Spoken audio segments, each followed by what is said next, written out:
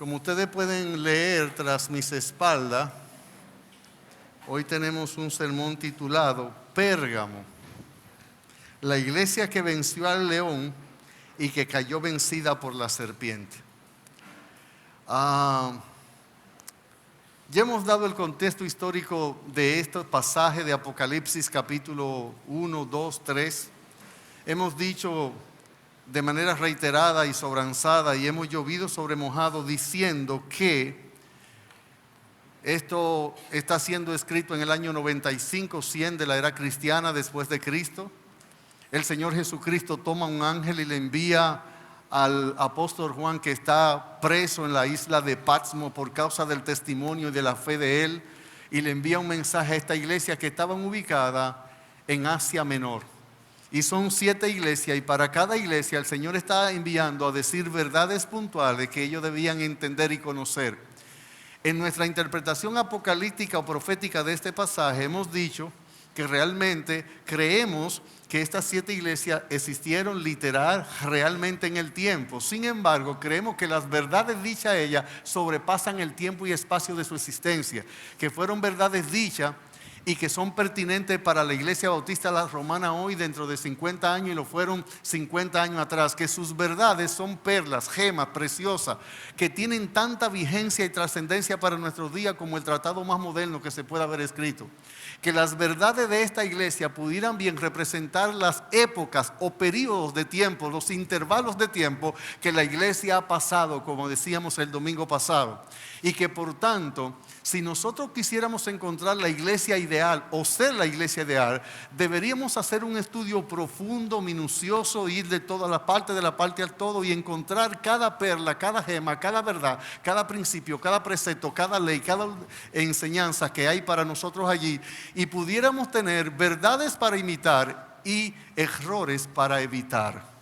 De estas iglesias, que aunque no somos contemporáneos con ellos, que aunque ellos vivieron en épocas, regiones del mundo, cultura y tiempos diferentes a las nuestras, las vivencias, experiencias, las victorias, las caídas de ellos son aplicables en gran medida. Que la predicación es un puente entre dos mundos, que el predicador debe ir a los orígenes de la verdad, saber qué tuvo en el corazón la persona cuando escribió guiado por el Espíritu Santo, por qué se lo escribió a su destinatario, pero que él no se puede quedar con una explicación histórica de la verdad, que él tiene que volar en las alas del tiempo y traer esa verdad y ver cómo esas verdades son pertinentes, atinadas a ti hoy, que usas un celular, que tienes una tablet, que te montas en un avión, que tienes un vehículo, cuando esa realidad dista en tiempo y espacio muchos de ellos. Sin embargo, como el corazón del problema es el problema del corazón, el hombre es el mismo.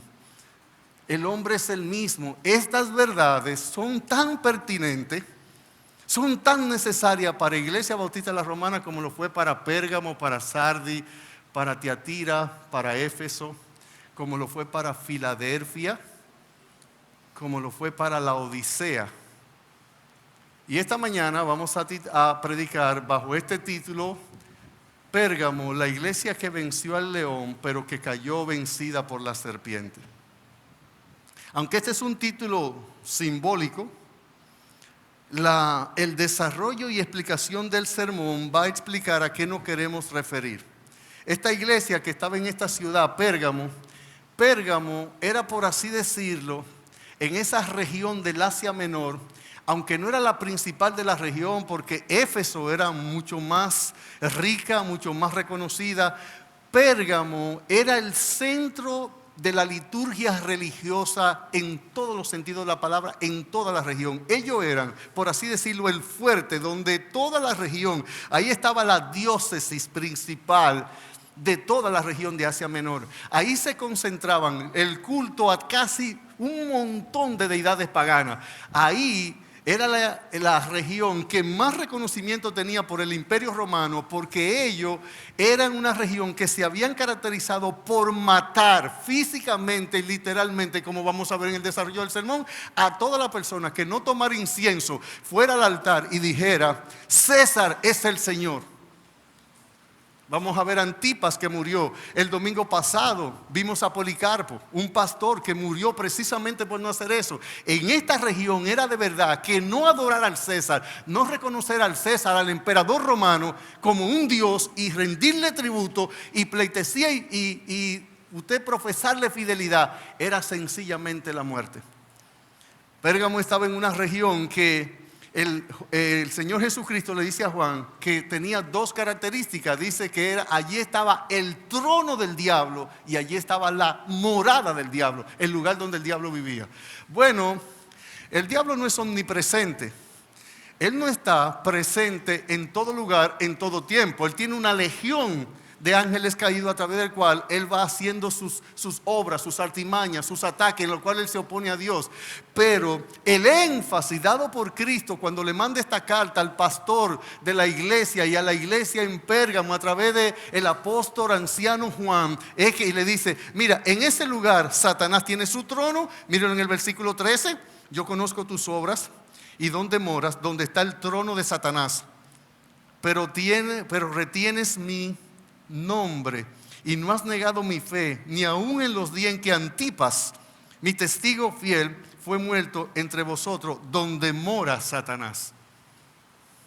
Vamos a ver que esas son frases simbólicas que realmente encierran en su interior una verdad. El hecho de que Él diga que en ese lugar moraba Satanás. Lo que vamos a hacer es ver tres cosas. Número uno, la cualidad con que Cristo se le presenta a la iglesia de Pérgamo, que Él dice, fíjese al final del versículo 12, que Él es quien tiene la espada aguda de dos filos. Dice esto: Cristo tiene la espada aguda de dos filos.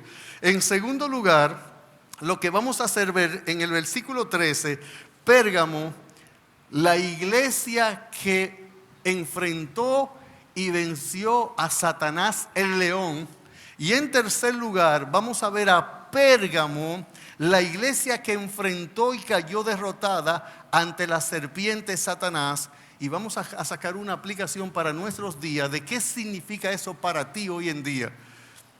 ¿Cuál es la trascendencia, la importancia? ¿Cuál es el fruto que nosotros podemos sacar de ello? Yo quiero que ustedes recuerden que en el capítulo 1, en el versículo 19, se da, por así decirlo, el bosquejo natural de todo el libro. Que en el capítulo 1, versículo 19, dice que de lo que se le iba a escribir a Juan eran tres cosas: las cosas que son, o las cosas que fueron, las cosas que son y las que serán después de esta.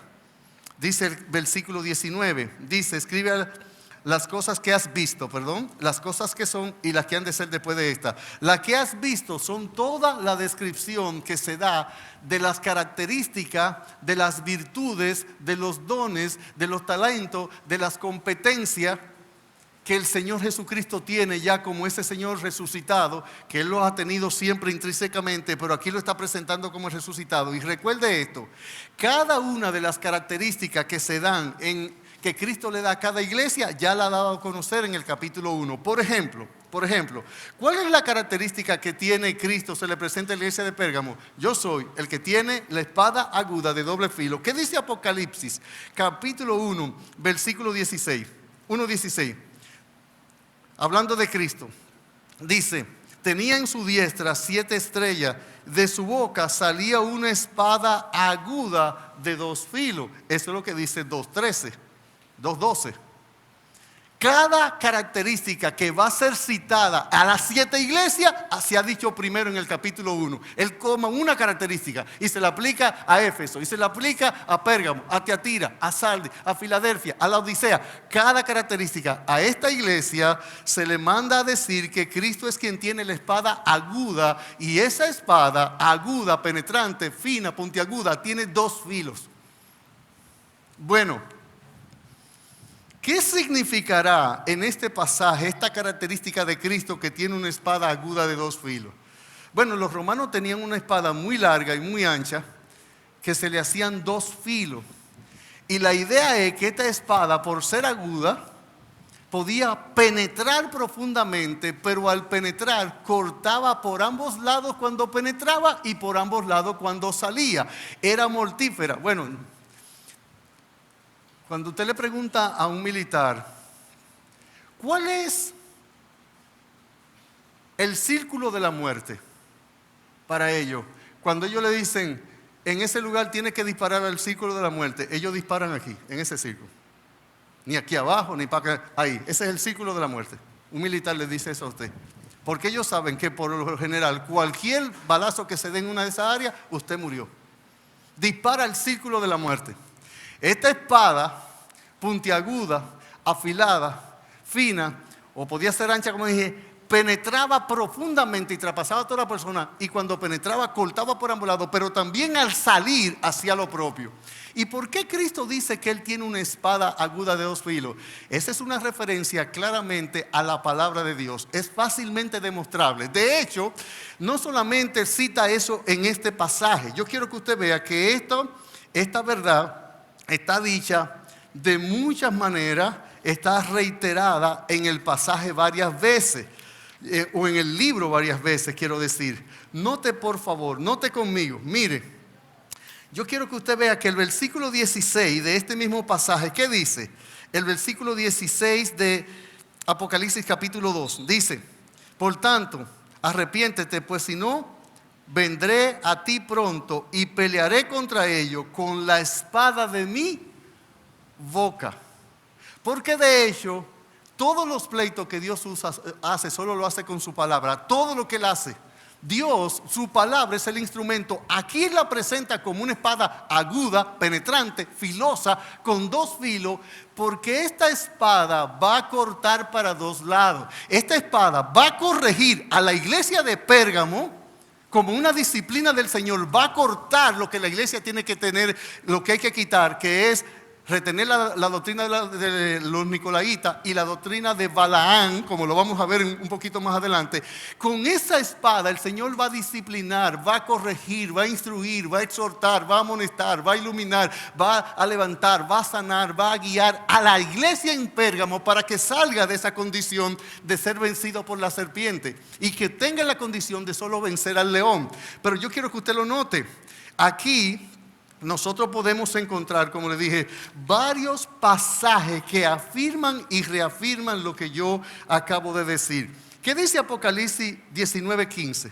En el mismo libro, note que tengo escritura explicando escritura.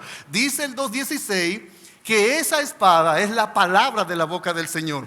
Apocalipsis 19:15, nótelo. De su boca salió una espada aguda para herir con ella a las naciones. Y Él las regirá con vara de hierro, y Él pisa el lagar del vino del furor y de la ira de Dios Todopoderoso. Aquí vemos otra vez que de su boca sale una espada aguda. Y de la boca del Señor lo que nosotros tenemos es su palabra. Ahora, la palabra de Dios puede tornarse con dos filos. Al cristiano, al hijo de Dios, al converso, al nacido de nuevo, al que cree en Cristo, al que se ha convertido, al que se ha arrepentido. Esa palabra puede ser luz. Mire qué interesante. La palabra de Dios a través de Moisés al pueblo de Israel le daba guía por dónde seguir. ¿Qué hacía con el corazón de Faraón? Esa misma palabra lo endurecía. Porque así como el sol endurece el barro, derrite la cera.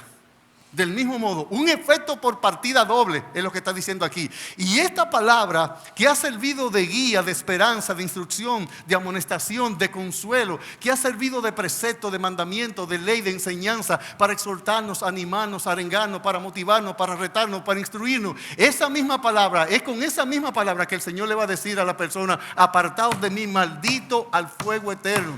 Esa misma parábola entra en el corazón de un creyente y le da luz, le da consuelo, le da paz. Esa misma palabra va a ser la sentencia divina con la cual el Señor va a condenar a todos aquellos que no creen. Es con su palabra que el Señor lo hace todo. Y es una palabra de doble filo.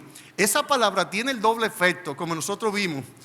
En el pasaje que leímos ahorita, en Éxodo 14, dice que las columnas de fuego iluminaban a Israel y le oscurecían el camino a los egipcios. Así mismo actúa la palabra.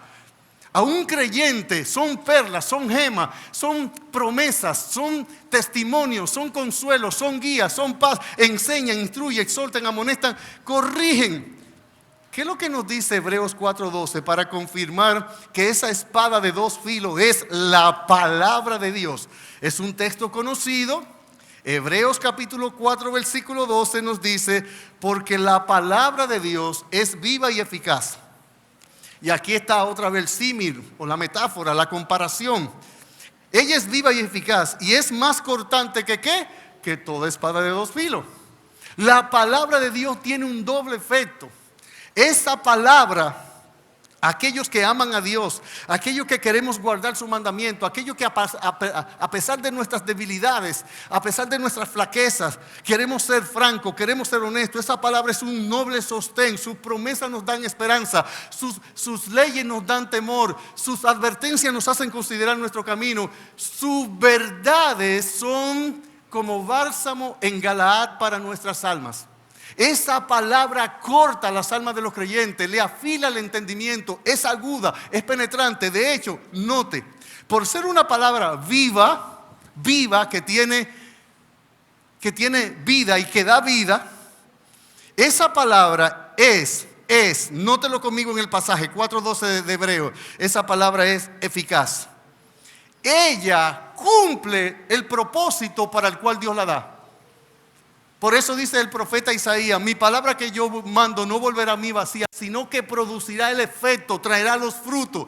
Y es eficaz. Ella puede cumplir fielmente los propósitos para el cual Dios la dice, la proclama, la enseña. Note, pero además de eso, esa palabra es cortante. ¿Qué es lo que dice? Estamos viendo en el capítulo 2, versículo 12, la palabra aguda que tiene dos filos es cortante.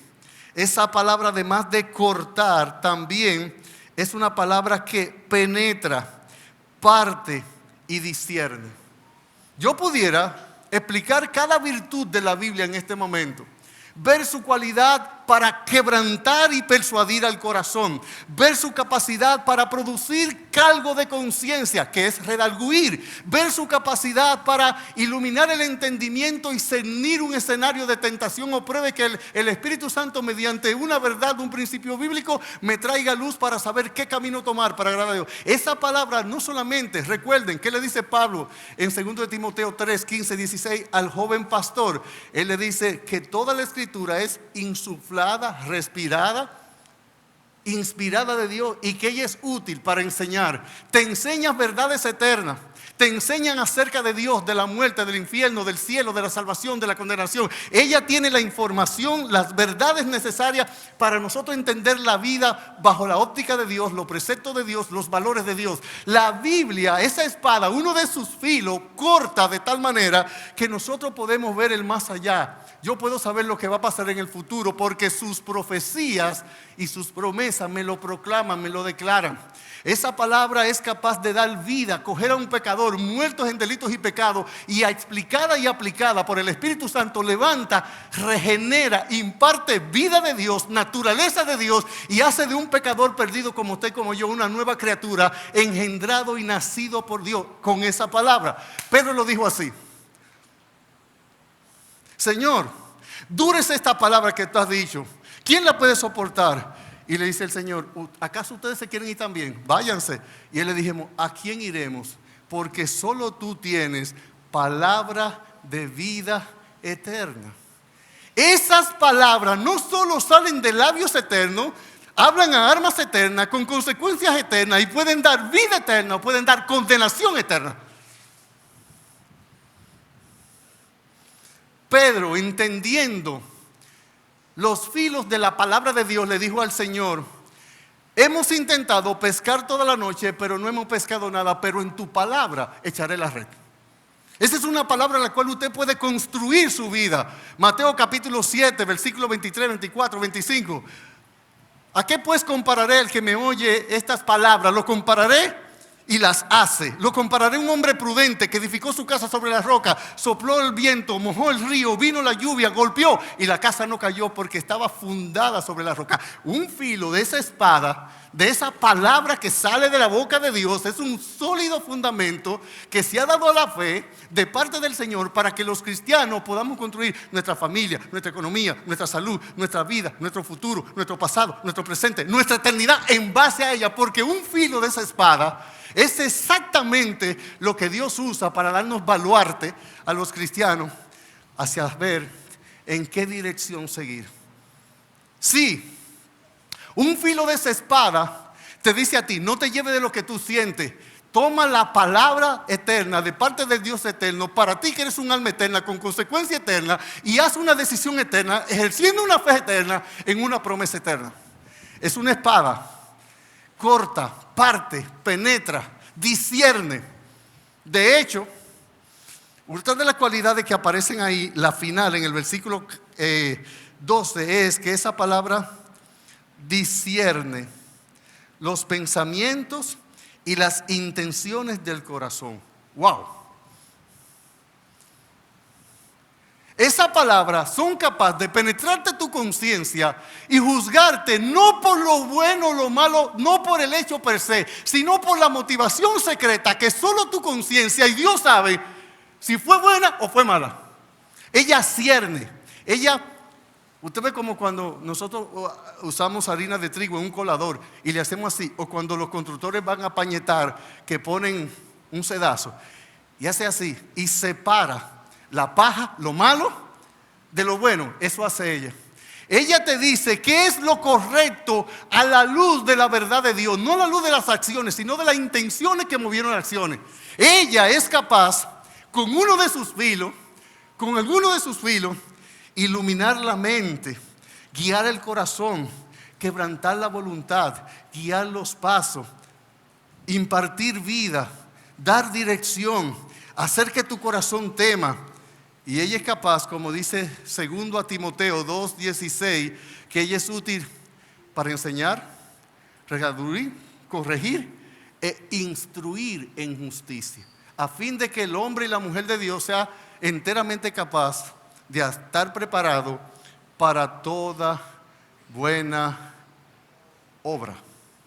Pero esa misma Biblia puede endurecer el corazón de un hombre. Esas verdades puede hacer que el corazón tuyo, que estás aquí sentado ahí tranquilo escuchando la Biblia, puede pasar tres cosas de ella con el otro filo de esta espada.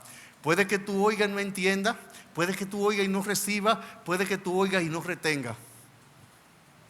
Esa Biblia, esa espada que con un filo trae luz, esperanza, salvación, trae vida, trae perdón, dirección, que da discernimiento, que da verdad de Dios, que baja las verdades del cielo y lo pone al alcance de la mano humana. Esa misma Biblia puede oscurecer, tapar, enceguecer de tal manera la verdad de un hombre que nunca sería capaz de llegar ni a entender ni a creer sus verdades. Y esas mismas verdades entonces servirán para que un día, en el día del juicio, el Señor diga: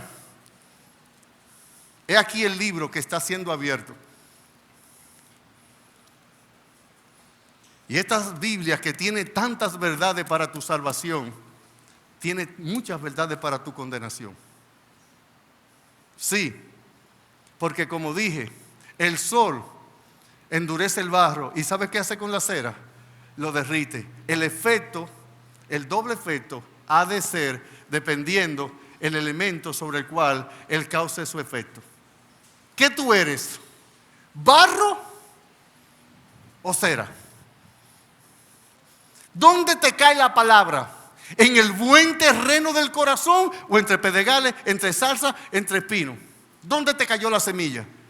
Hay mucha gente aquí que ha oído esta palabra y esta palabra da vida. ¿Y sabe cómo ellos están? Muertos en delito y pecado. Ellos tenían cierta luz acerca del evangelio y de la verdad. ¿Sabe cómo están hoy? Más duro, más enceguecido, y ellos creen que realmente nada es nada, que no hay diferencia cuando estamos hablando de la verdad y la mentira, del cielo y del infierno, salvación y condenación, de Dios y del diablo. Estamos hablando.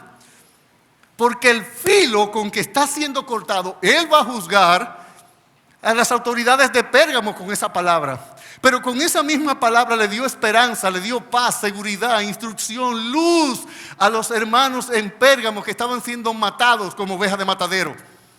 Porque esa espada, habían 2 procónsules romanos en los tiempos en que esto fue escrito.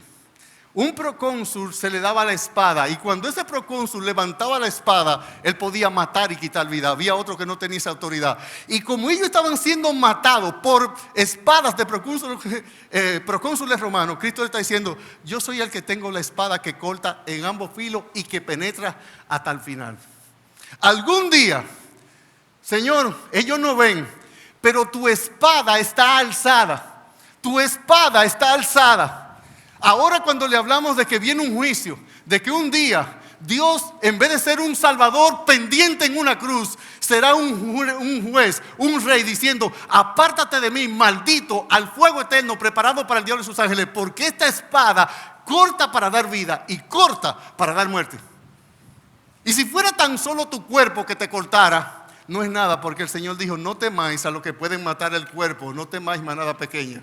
Más bien debéis temer a aquellos que pueden tomar el alma, matarla y echarla en el infierno. Y ese es uno solo, no es el diablo, ese es Dios. Esta Biblia que te la regalan, que tú la tienes en el celular, en la computadora, que tú la tienes grabada auditivamente, la tienes de manera virtual, esa Biblia contiene para tu alma la eternidad, o para bien o para mal, o para vida o para muerte. Es una sentencia condenatoria o es una promesa salvadora, porque es una espada de dos filos. Toda verdad, el Señor hizo todo con la palabra de su boca. Él mandó y existió. ¿Ves el sol? Él lo creó con la palabra de su boca. La tierra, todo lo que en ello hay. No hay nada que no exista que no sea como un resultado de la palabra de su boca. Así es que el Señor le estaba diciendo a la iglesia en Pérgamo, y está diciendo a la iglesia bautista de la Romana en esta mañana, que Él tiene la espada aguda con dos filos. La pregunta es en esta mañana: ¿qué lado te va a cortar a ti? ¿Va a ser un filo para ti la instrucción de un padre, la promesa de un salvador? ¿Va a ser el consejo de un amigo? ¿Va a ser el sustento para tu vida? ¿Va a ser advertencia que te moverán al temor? ¿Va a ser promesa que te conducirán a la fe? Ojalá ese sea el filo que te corte esta mañana, porque el otro es tiniebla, muerte, condenación, juicio, y es matar, quitar toda esperanza. Con esa cualidad se le presentó Cristo a la iglesia en Pérgamo. Ahora yo quiero que veamos en segundo lugar, siga el versículo, vuelva a Apocalipsis 2 conmigo y siga el versículo 13. Veamos la iglesia de Pérgamo que venció al león. Verso 13: yo conozco tus obras, donde está el trono de Satanás, pero retienes mi nombre y no has negado mi fe, ni aun en los días en que Antipas, mi testigo fiel, fue muerto entre vosotros, donde mora Satanás. El domingo pasado me escucharon citar un himno que se titula El frustrado poeta. Y ese himno lo que alude a todos los ataques filosóficos, ideológicos, que ha tenido la palabra de Dios a través de los siglos, y que en su representación los cristianos que asumimos sus verdades hemos sido atacados. Con su verbo florido prorrumpió el poeta, queriendo intimidarnos con sus palabras huecas, con nefanda conducta se volcó hacia la iglesia. Con su lengua afilada atacó nuevamente, sin el menor respeto habló el insolente, con sus vulgaridades combatió a la inocente, sin saber que la amada es mansa pero fuerte. Que perdone el poeta mi manera inexperta, que acepte mi disculpa si le causo molestia, pero llegó la hora de elevar mi protesta, porque si no lo hago, hablarían las piedras. Si Nerón con su furia no logró silenciarnos, si no lo hizo la hoguera ni el circo romano, ¿cómo podrá la lengua de un frustrado poeta detener la avanzada de la gloriosa iglesia? La iglesia ha viajado a través de los siglos, rompiendo las barreras que encontró en el camino. Ni las persecuciones, ni espada, ni peligro han podido apartarla de su angosto camino. Se ven las grandes ruinas de viejas catacumbas y el fuerte bullicio de la plebe aún retumba. De la Inquisición aún quedan los daños contra la inocente que nació en el Calvario. Que perdone el poeta mi manera inexperta, que acepte mi disculpa si le causo molestia, pero llegó la hora de elevar mi protesta, porque si no lo hago, hablarían las piedras. Si Nerón con su furia no logró silenciarnos, si no lo hizo la hoguera, ni el circo romano, ¿cómo podrá la lengua de un frustrado poeta detener la avanzada de la gloriosa iglesia? Los ataques a la iglesia en 2000 años de existencia se pueden escribir con tinta sangre.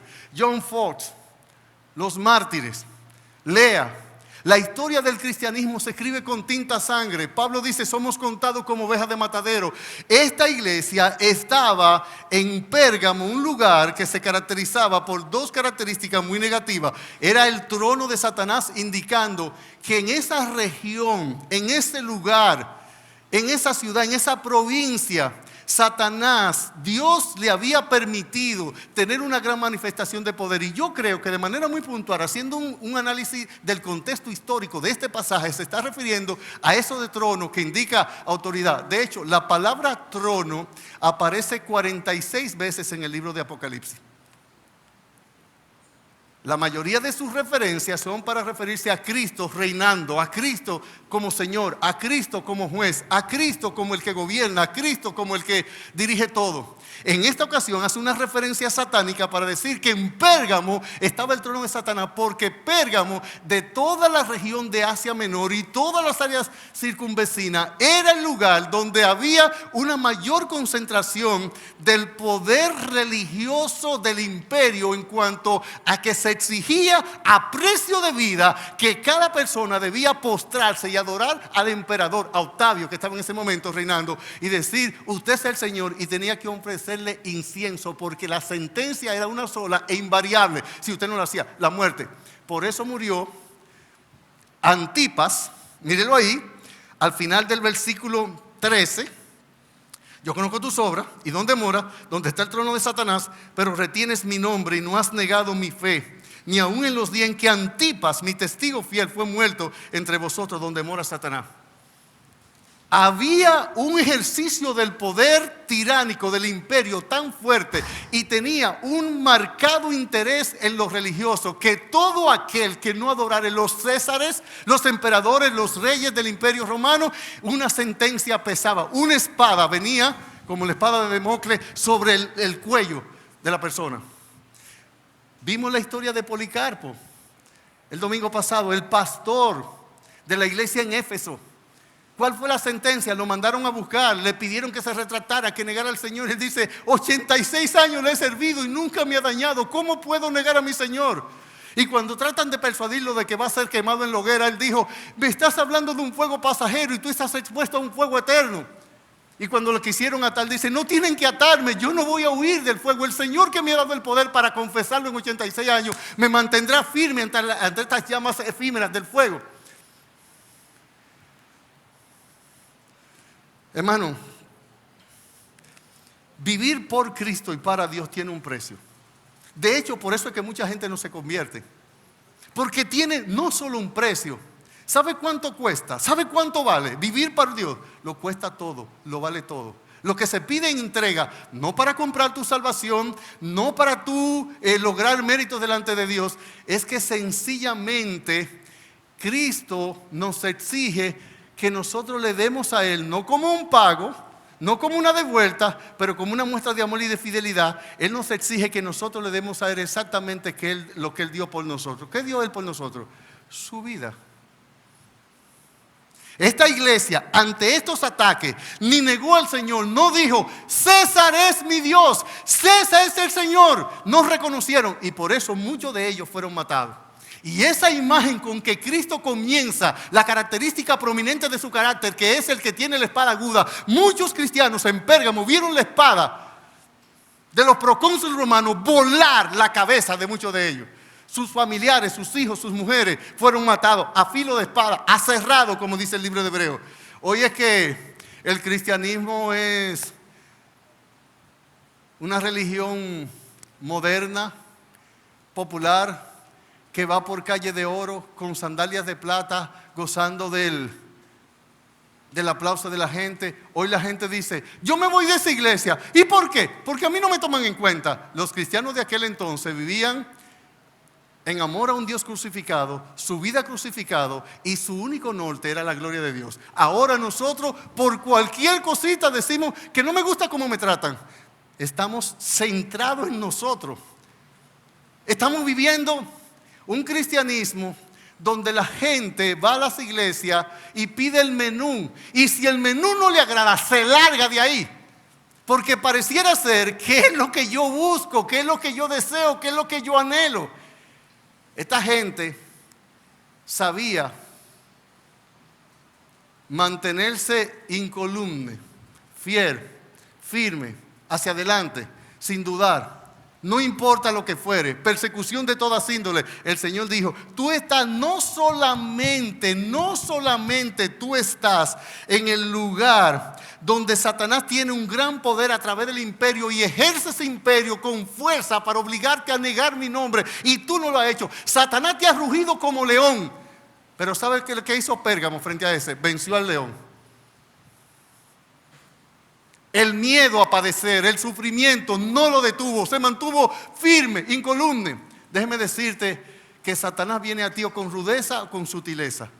O él te ofrece gloria y esplendor que pasa como la efímera flor, o él te ofrece arrastrarte y acabarte para entonces socavarte mediante el temor. Pero si no, entonces él viene con propuestas de gloria, de vanagloria, de riqueza, de reconocimiento, de bienestar. Dos versiones de Satanás nosotros vemos en la Biblia. Una antigua: quítale todo lo que tiene para ver si no te maldice en tu propio rostro. A Job. ¿Sabe cuál fue la versión con Cristo? Todo esto te daré. Allí que, quítale, aquí que, dale. Satanás versión león, Satanás versión serpiente. ¿Sabe qué? El diablo no pudo vencer a David versión león. Cuando el diablo se encrespó e intentó amedrentar a David, David confía en su Dios. ¿Sabe cómo venció Satanás a David? Como serpiente. Un día, que era tiempo que los reyes fueran a la guerra, David estaba próspero, firme, estable, y se quedó en palacio cuando tenía que ir a la guerra, y allí apareció una hermosa mujer. Porque Satanás es creyente que con temor a padecer no los vence, pero él tiene manzana para Eva, uvas para Noé, lingote de oro para un hombre, tuvo a Dalila para Sansón, a Betsabé para David, y piedras convertidas en pan para Cristo. La pregunta es: ¿qué tiene para ti? Versión serpiente. Engaño, sutileza, placer, gloria, bienestar.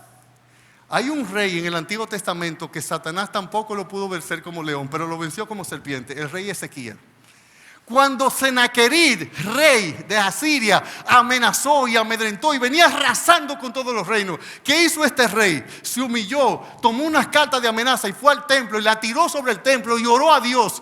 Y el Señor escuchó eso de Isaías, le dice: dile a él que no tema, que así mismo como vino, así mismo se va, y allá lo van a matar a él. Y ese hombre, a punto de perecer, con un ejército menor, confió en Dios. Cuando Satanás rugió, no temió, confió.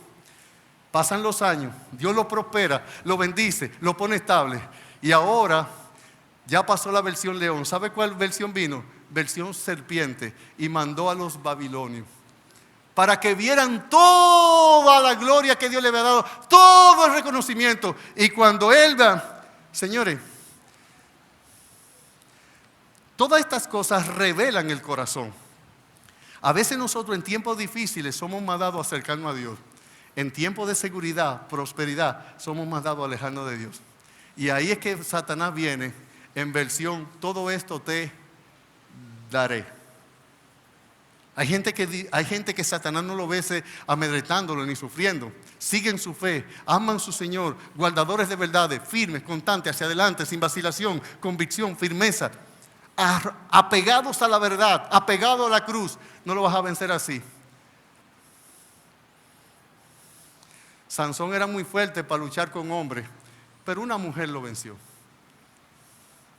Satanás, modo serpiente, que es sutileza, engaño, trampa, ardidez, carnada, Esta iglesia, Satanás no pudo vencerla cuando la atemorizó, cuando murieron. Se mantuvieron firmes, pero si usted ve el versículo 14 conmigo, ve a Satanás modo serpiente con esta iglesia. Mire lo que pasó. Pero tengo unas pocas cosas contra ti, que tienes ahí a los que retienen la doctrina de Balaam, que enseñaba a Balac a poner tropiezo ante los hijos de Israel, a comer de cosas sacrificadas a los ídolos y a cometer fornicación. ¿Cómo así? En el Antiguo Testamento había un rey que le pidió a un profeta de Dios que se llamaba Balaam: mira, yo quiero luchar contra Israel, pero Israel es un pueblo bendito de Dios y yo necesito que tú como profeta de Dios lo maldigas para que cuando tú lo maldigas yo lo pueda vencer. Balaam es un tipo en la Biblia de gente que vende su pluma, de gente que por lucro él puede prestarse para bendecir, para maldecir lo que Dios bendice. Él es esa persona que usa los púlpitos para mover a la gente a que den dinero.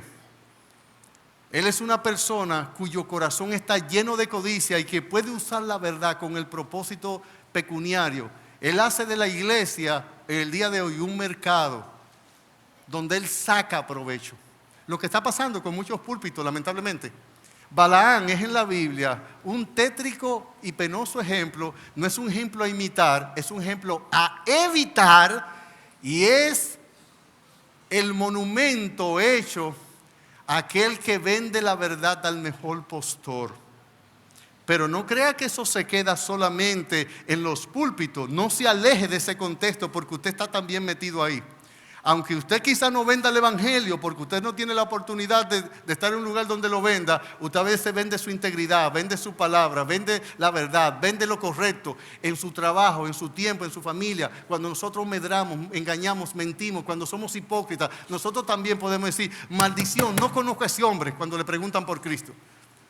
Esta es una tentación que Satanás venga a nosotros en modo serpiente, no en modo león, que todos podemos caer. Ese es un todo, sin excepción, sin distinción. Sí, cuando yo quiero ganar en mi trabajo y en mi negocio más de lo justo, yo soy un Balaam. Sí, cuando yo les robo el tiempo a la empresa para la que yo trabajo, eso es ser un Balaam. Sí, cuando yo intento por ganar aprobación mentir tocante al carácter de otra persona, difamándolo, eso es ser Balaam. Sí, cada vez que yo falto a la integridad y el respeto a Dios y a la verdad bíblica, eso es actuar pecuniariamente. No tiene que ser monetariamente, pero todo aquello que represente un beneficio para ti. Recuerde que el dinero no es riqueza, el dinero es la representación monetaria de la riqueza. Puede que tu riqueza sea aplauso, que tú mientes por ganar aprobación, porque te pongan una marquita de cotejo positivo. Dicen que cada hombre tiene su precio. Entonces Balaam, cuando Balac le pide: ven y maldíceme al pueblo de Dios, y él estaba para bendecir como profeta de Dios al pueblo de Dios, le dice estas palabras. Mire cómo él declara su corazón. Él dice: yo quiero ir, pero Dios no me deja ir. Si por mí fuera yo lo maldijera, pero Dios no quiere. ¿Y sabe lo que hizo Balaam? No maldijo al pueblo, porque cada vez que él se subía a un lugar y veía a Israel y lo quería maldecir, ¿sabe lo que hacía el Señor? Que ponía bendición en su boca. Porque por eso es que no tenemos que tener temor a los hombres, porque no importa lo que los hombres quieran hacer, nosotros caemos si Dios quiere o nos levantamos si Dios quiere. Así se hará el hombre cuya honra desea el rey. Nadie te puede tocar a menos que Dios lo determine. El Señor es mi ayudador, no temeré lo que me pueda hacer el hombre. ¿Y sabe lo que hizo este profeta? Dijo: mira, definitivamente cuando yo intento maldecirlo para que Dios lo maldiga, no se puede, Dios lo torne en bendición. ¿Sabe lo que dijo? Pero yo te tengo una estrategia. Y aquí viene Satanás modo serpiente. Búscale mujeres atractivas, mujeres hermosas, y Dios se la tiene prohibida de otra nación, y tú vas a ver que se van a ir allí. Cuando ellos sean infieles a Dios fornicando, entonces cada vez Dios lo va a maldecir.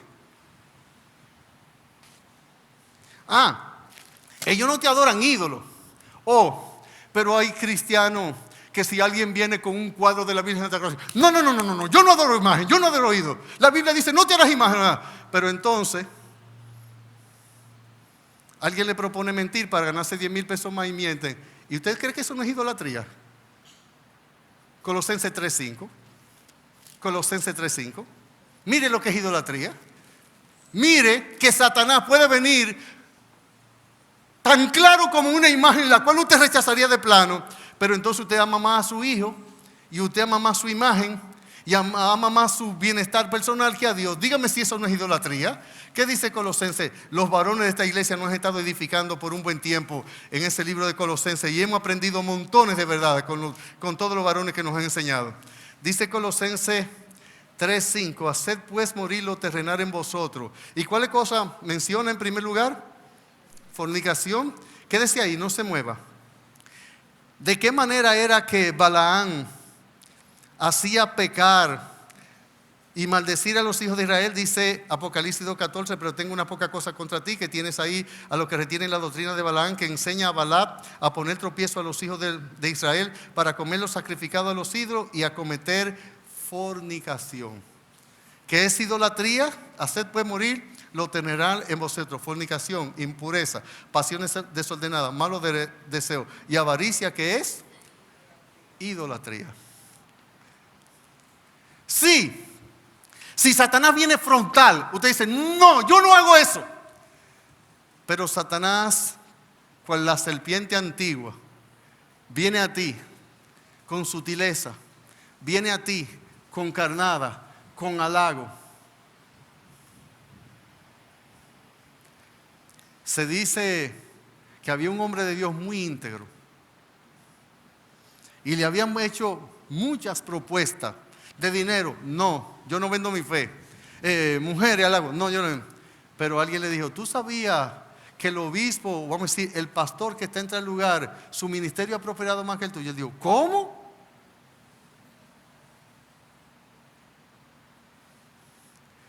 Muchos de nosotros le tenemos un templo a la envidia.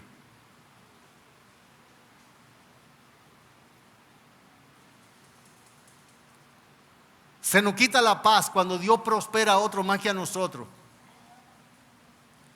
Cuando otro se lleva el aplauso, yo lloro. Y si te puedo hacer la vida imposible, te la hago. Y si te puedo difamar para que no tengan buena reputación de ti, te difamo. ¿Usted cree que eso no es ser idólatra? ¿Usted no cree que eso es amar más tu propia imagen, tu propio bienestar, tu propio reconocimiento que el divino? Todo eso es idolatría. Idolatría no es tener un cuadro muerto, sin vida, que hay que cargarlo porque no tiene pie, porque usted tiene que hablar por él porque no habla. No, la idolatría. Satanás vino a esta iglesia a través del método de Balaam. Mujeres hermosas que lo sedujeron y a lo mejor no adoro directamente al ídolo, a la imagen, pero la comida que se ofrecía en todos esos cultos paganos, como enseña 1 Corintios, 2 Corintios capítulo 8, lo dedicado a los ídolos, sí lo hago. Tengo como 5 pasajes donde aparecen esas dos cosas que la Biblia, tanto en Hechos, en el mismo Apocalipsis, que nos enseña a mantenernos aparte de lo sacrificado a los ídolos y de fornicación. Usted a lo mejor nunca se ha acostado con una mujer que no sea su esposa o con un hombre que no sea su esposa, pero no es necesario para usted pecar en ese sentido, acostarse físicamente. El Señor dice en Mateo que el que mira una mujer para codiciarla y la desea en su corazón, ya adulteró con ella. El cristianismo no es una religión que trata de guardar las apariencias externas de afuera. El cristianismo son verdades para el alma. No se trata de religión, se habla de verdad para el corazón. No se trata de religión, se trata de comunión. No se trata de religión, se habla de relación con Dios. Dime, ¿en qué modo o versión está Satanás atacándote a ti? ¿Versión león? Versión serpiente antigua. Esta iglesia, Pérgamo, venció a Satanás, murieron, íntegro, trabajo, quitado familia, íntegro, mátenme, fiel. Pero cuando vino Satanás, versión serpiente, engaño, sutileza, placer, comodidad, dinero, riqueza, gloria, aceptación, bienestar personal, bienestar social, bienestar familiar.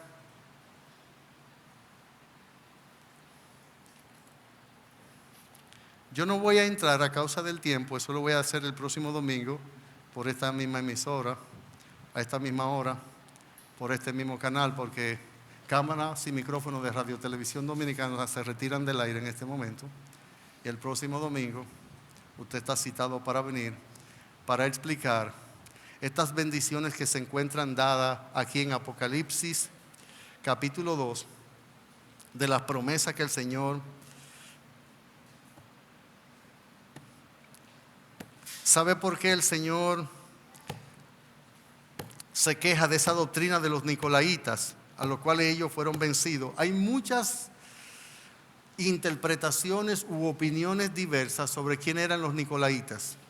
No se sabe a cierta teológica la alusión, pero se cree que es más una práctica, ese tipo de práctica. Recuerden que en Pérgamo habían dos cosas por lo cual se le llama trono de Satanás y por lo cual se llama lugar donde Dios mora. Estaba la fuerza del imperio que a imposición, a pérdida de vida, imponía que se reconociese a los césares como Dios y se les rindiese tributo como tal. Pero, ¿usted ha visto en las ambulancias una vara que tiene una serpiente enroscada? En Pérgamo había adoración para todos los dioses. Tanto así que para Zeus, aún para Diana, que era diosa de los efesios, se dice que allí había templo. Mírame, aquí nosotros encontramos cuando usted ve que había un Dios que ellos le reconocían que era el Dios de la salud. Y ese Dios, la gente acudía con prácticas paganas y era tanto la influencia religiosa pagana en ese lugar que realmente el trono de Satanás, la morada de Satanás, porque había un ejercicio de poder aplastante para imponer la adoración imperial. Pero todavía había tanta influencia de falsas religiones, de falsos dioses, falsa práctica, que la influencia era casi irresistible. Y esta gente no fue penetrado por una espada que quita la vida, pero sí fue penetrado por una herejía que mata la fe y que aleja de la verdad. Satanás puede venir a ti en modo león o en modo serpiente. Y esta iglesia de Pérgamo fue atacada exactamente y vencida como lo fue el rey Ezequías, no por las espadas de Senaquerib, pero sí por los halagos y el reconocimiento de Babilonia. David no fue vencido por las espadas de sus enemigos, confió en Dios, pero fue vencido por una mujer porque se quedó en el lugar. Porque Satanás, de modo serpiente, ha logrado hacer más daño a la iglesia a través de los siglos que cuando él tomó una espada para amenazar la integridad de nuestras vidas. La iglesia ha sido más vencida por la abundancia que por la escasez. Ha sido más vencida por placer que por pérdida de la vida. Cuando usted lee los escritos de muchos de los detractores de la iglesia, mientras más los perseguimos, más se multiplican, decían. Aún en las catacumbas, aún presos, más se multiplican. Porque ha sido más el placer que la necesidad en que Satanás ha podido vencer a la iglesia a través de los siglos. Esculapio era el dios de la sanidad para los griegos. Como yo le dije, en esas ambulancias que usted ve una vara y ve una serpiente antigua, esa era la imagen, la insignia que representaba a ese Dios. Usted lo ve ahora y piensa, bueno, eso es una imagen cualquiera. No, con esa imagen era que se adoraba a ese Dios en Grecia. Y allí iban gente buscando sanidad de ese Dios, buscando el favor del imperio y vendían sus almas al diablo. Yo quiero en esta mañana terminar con una breve exhortación en ambas direcciones porque voy a usar la espada que corta con dos filos. Yo quiero recordarte a ti, hermano en Cristo, que por amor a tu Dios, por ser fiel, por ser íntegro en tu trabajo, en tu familia, con tu esposo, con tu mamá, con tu hijo, con tu hermano, con tu compañero de trabajo, con tu vecino, con tu salud, con tu economía, tú estás pasando un momento de prueba, de lucha, de dificultad. La iglesia en Pérgamo, ante pérdida, no asunto como de trabajo, no asunto como de aprobación social, no asunto como de reconocimiento. Cuando Satanás rugió como león, ellos se mantuvieron firmes porque, como dice la Sagrada Escritura, el temor al hombre pondrá lazo, mas el que confía en Jehová será exaltado. Es cuestión de tiempo para que el Señor te exalte. Es cuestión de tiempo para que tu fe sea vindicada con respaldo, bendición, protección, provisión, cuidado, y hasta si la gloria y la gracia divina te quieren llevar cierto reconocimiento ante lo que te han sido tus verdugos, que Dios lo ha permitido. Los cristianos, estos padecimientos se cumplen en los cristianos en toda época, en todo tiempo, en todo lugar. Y aunque los cristianos no nos gusta padecer ni queremos padecer, es parte integral de la vida piadosa. Todo el que quiere vivir piadosamente en Cristo Jesús padecerá persecución. Y te digo a ti, amigo, que huyes de la cruz, que huyes del evangelio, que huyes de ser un convertido, que prefiere una religión frívola, distante, que sea un acomodo a tu petición, que sea que tu religión sea religión a la carta. Usted sabe que no es lo mismo comer en un buffet que comer a la carta, porque cuando usted pone el buffet, usted puede comer mucho, pero tiene que comer lo que está hecho. Pero cuando usted pide a la carta, usted pide lo que usted quiere. Como dice el himno,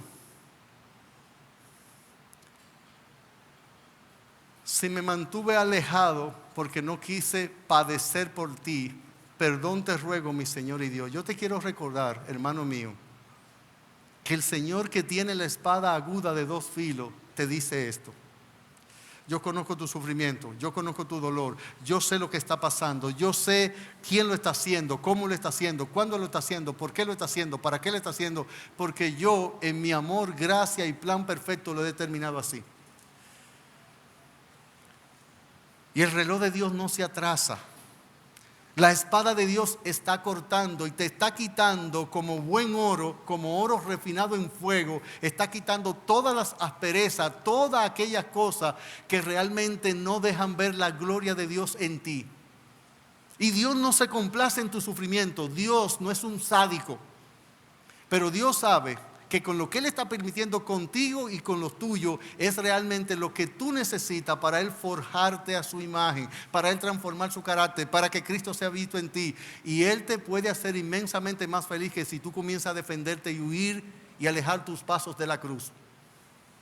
Tienes que mantenerte firme, tienes que mirar la promesa, tienes que confiar en el Señor, tienes que depender del Espíritu Santo, tienes que fortalecerte en Dios, tienes que reafirmar tu fe, tienes que tomar la promesa y asirte de ella. Que la espada te corte, que te corte la mano, aférrate a la espada, aférrate a la promesa, que aferrarte ahora representa rechazo. Momentánea, temporalmente. Pero el Señor ha prometido y va a cumplir fielmente su propósito en ti. Y no importa que transitoriamente, pasajeramente, la divina providencia esté permitiendo que la espada te corte dando dolor. No importa. Ten confianza en el Señor. Echa tu fe sobre Él. Echa tu pan sobre las aguas. Confía en tu Dios. Fía en Él. Míralo a Él. Levanta tu mirada. Recuerda que sus promesas están ahí. Recuerda que Él es inmutable. Recuerda que Él es siempre fiel. Recuerda que Él no falla. Recuerda que Él te ama a ti más de lo que tú mismo te amas. Recuerda que Él sabe más que tú lo que tú necesitas y lo que te puede hacer bien.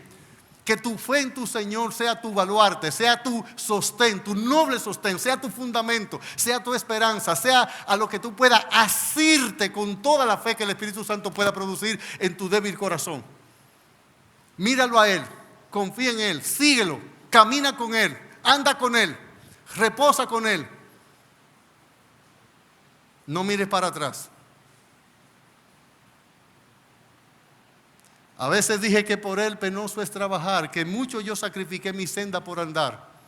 Le dije a Jesucristo que me trataban mal, entonces le oí así decir: camino del Calvario, mi pie también sufrió. La cruz que yo cargaba, mi cuerpo doblegó. Prosigue, peregrino, que el alba ya vendrá. Tu cruz levanta y ven en pos de mí. No niegues tu Señor. Como Policarpo, tú puedes pararte, y como Antipas, y puede decir: nunca me ha hecho mal, nunca me ha fallado, me ha tratado con misericordia, su fidelidad ha sido mi sostén en todos mis días, en toda su existencia. Cuando me vio perdido, sin esperanza y sin él, acudió y abrió los brazos en una cruz tan solo para cogerme y lavar y limpiar cada uno de mis pecados con su sangre. Al que me amó a mí primero, al que me amó y me lavó de todo mi pecado con su sangre. Esa es la parte de la espada que yo quiero dejar en tu corazón, hermano. Y a ti, amigo, que nos visita en esta mañana, por lo cual agradecemos a Dios y nos alegramos de que tú estés en medio nuestro. Créenos que sí. Iglesia Bautista La Romana siente placer cuando amigos, familiares, conocidos y relacionados vienen a adorar al Señor con nosotros. Pero tú necesitas más que una mera concurrencia a un culto de adoración. Tú necesitas un Salvador. Y la espada de Dios puede cortar para ti esta mañana, dándote vida o dándote condenación. De hecho, tú no estás en una condición neutral. Tú estás de un lado de la eternidad en que estás sin Dios, condenado, en que lo único que detiene que la ira de Dios no se derrame sobre ti y se cumpla la sentencia divina de que la paga del pecado es muerte, muerte física, muerte espiritual y muerte eterna, es la sangre de Cristo, que del mismo modo que la columna de fuego separaba a los egipcios que querían matar a los israelíes para que ellos no pudieran llegar a ellos, del mismo modo la sangre de Cristo cubre, tapa, detiene momentáneamente la ira de Dios sobre ti, porque Dios tiene una espada aguda para cortarte en esta mañana. Bueno, eso es lo que no me gusta de los evangélicos, que a ellos les gusta meterle temor a la gente. ¿Y por qué no nos hablan del amor de Dios? El amor de Dios es lo que te tiene latiendo tu corazón. Si Él hace un poquito así de su justicia, tú estuvieras ardiendo en el infierno en este momento. Un poquito así. Y déjame decirte que es al revés. No es que Dios va a ser duro contigo ni injusto contigo. Si Dios está siendo injusto contigo, cosa que no es probable porque Dios no puede ser injusto, ¿sabes por qué? Es porque no te da lo que ya tú te mereces. No lo que tú te vas a ganar ya, no, lo que ya, lo que tú haces contra su ley cada día cuando peca, cuando vive tu vida de espalda a cada verdad eterna que hay en este libro, que es con la que Dios da vida. Dios no está siendo injusto contigo si te manda las llamas del infierno. Injusto está siendo Él contigo si no te manda ya. Porque la Biblia dice claramente que la justicia de Dios y que no hay justo ni a uno, que por cuanto todo pecado merecemos el infierno. He aquí que no hay hombre justo en la tierra que haga el bien y nunca peque, porque así como el pecado entró al mundo por un hombre y por el pecado la muerte, así la muerte pasó a todos los hombres por cuanto todo pecado. La espada de Dios podría cortarte esta mañana como un juicio, pero ¿sabe qué? Todavía el himno que cantaban: ven amigo a Jesús, pues Él murió por ti, recibirás la luz que Él quiere darte a ti. Mi buen Jesús murió para darte perdón. Abre tu corazón, acepta, pecador, la salvación de Dios. Día fatal vendrá cuando no habrá lugar. La puerta se abre hoy y tú podrás entrar, mas gracia ya no va, pues despreciaste hoy. Acepta, pecador, la salvación de Dios.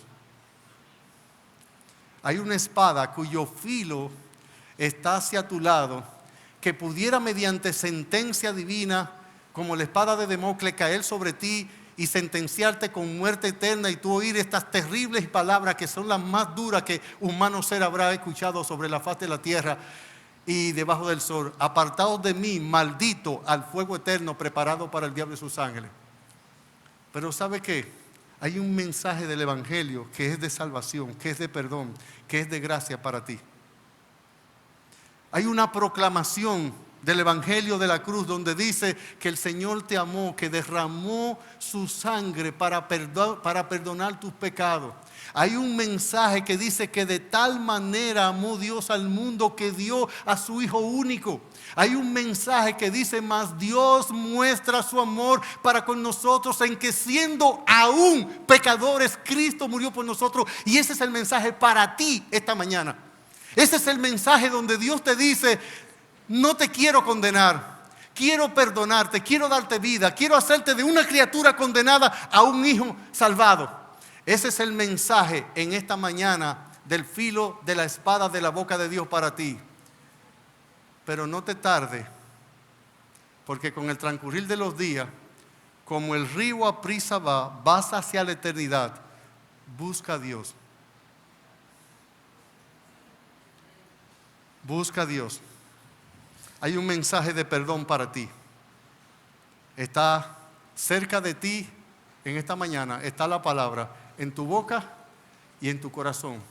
Que si confesares con tu boca que Jesús es el Señor y creyeres en tu corazón que Dios levantó a Cristo de los muertos, hoy tú vas a gozar de salvación, de vida eterna. Vamos a orar. Padre, te damos gracias. Muchas gracias, Señor, en este hermoso y precioso día en que Iglesia Bautista La Romana, no como Pérgamo, tiene la libertad, sin un Estado, sin un gobierno que nos persiga por proclamar este Evangelio. Yo quiero darte gracias por esta libertad de culto que existe en República Dominicana. Yo te quiero dar gracias porque las puertas de este templo y también en las calles, por las casas y en los lugares, nosotros podemos sin ninguna restricción predicar a Cristo. Gracias, y permite que Iglesia Bautista La Romana y la iglesia en sentido general pueda valorar y sacar provecho de esta maravillosa gracia